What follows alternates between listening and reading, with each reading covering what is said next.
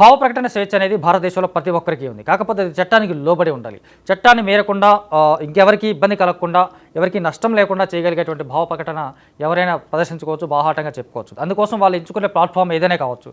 Social media కావచ్చు, main stream media కావచ్చు, ఏదైనా కావచ్చు, పత్రికలైనా కావచ్చు. కాకపోతే చట్టానికి లోబడి ఉండాలనేది మనకు తెలిసిన విషయం. అయితే సినిమా ఇండస్ట్రీలకు సంబంధించి తమిళనాడు ప్రొడ్యూసర్స్ అసోసియేషన్ కౌన్సిల్ మద్రాస్‌కి ఒక కేసు తీసుకొని వెళ్ళింది. ఆ కేసు ఏంటంటే, వాళ్ళ సినిమాలు రిలీజ్ అయిన 3 రోజుల పాటు ఎలాంటి రివ్యూ ఇవ్వకుండా అన్ని సోషల్ మీడియా ప్లాట్‌ఫామ్‌ని కంట్రోల్ చేయమని, అందుకోసం ఒక ఆర్డర్ ఇవ్వమని మద్రాస్ హైకోర్టుకి, చెన్నై హైకోర్టుకి ప్రొడ్యూసర్స్ కౌన్సిల్ వెళ్ళింది. ఆ కేసుని తాజాగా చెన్నై హైకోర్టు కొట్టేసింది. అసలు ఈ కేసు వివరాలు ఏంటి అంటే, ప్రస్తుతం మనం చూస్తూ ఉన్నాం, ఈ దేశంలోనే కాదు ఎక్కడ ప్రపంచవ్యాప్తంగా కూడా మనం ఓవర్సీస్లో కూడా మన సినిమాలు రిలీజ్ అయిన తర్వాత ఒక మైక్ పెడతా ఉన్నారు. దానికి సంబంధించి సినిమా ఎలా ఉందో చెప్పమంటున్నారు. ఆడియన్స్ వాళ్ళ ఒపీనియన్స్ చెప్తా ఉన్నారు. అది సినిమాకి ఫస్ట్ డే డ్యామేజ్ చేస్తున్నది నిర్మాతల భావన. At the same time social మీడియాలో చూసుకుంటే కనుక యూట్యూబ్ కావచ్చు, ఫేస్బుక్ కావచ్చు, ట్విట్టర్ కావచ్చు, ఇన్స్టాగ్రామ్ కావచ్చు, ఎవరి ఒపీనియన్ వాళ్ళు అందులో పోస్ట్ చేసుకుంటున్నారు. దాన్ని రివ్యూ అని చెప్తున్నారు. ఆ రివ్యూలు చదివిన చాలామంది సినిమాలకు రావడం లేదు. వాళ్ళ సొంత అభిప్రాయాలు కాకుండా రివ్యూవర్ల అభిప్రాయాలను పట్టి వాళ్ళు సినిమాలకు రావడం లేదు. ఆ కారణంగా మేము నష్టపోతున్నామని చెప్పేసి తమిళనాడు ప్రొడ్యూసర్స్ అసోసియేషన్ కౌన్సిల్ వాళ్ళు కేసు వేశారు. నిజానికి ఇది సాధ్యమా? ఒక మనిషి భావ ప్రకటనే, తను డబ్బులు పెట్టి కొన్న సినిమాకు సంబంధించి ఒక అభిప్రాయాన్ని వెలిబుచ్చడం అనేది నేరం అయితే కాదు, ఇబ్బంది అయితే కాదు. ఒక సినిమా బాగుంటే అదే ప్రేక్షకులు అద్భుతం అని చెప్తారు. తద్వారా వచ్చే కలెక్షన్స్ కూడా వాళ్ళకు విపరీతంగా పెరుగుతూ ఉంటాయి.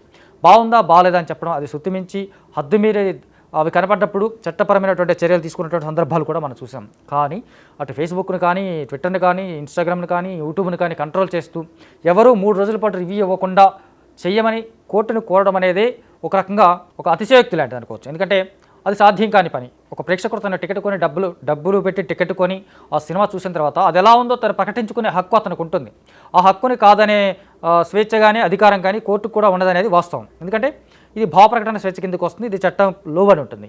ఈ విషయం తెలిసి కూడా ప్రొడ్యూసర్స్ కౌన్సిల్ వెళ్ళడం అనేది ఒక ప్రయత్నంగా అనుకోవాలి మనం.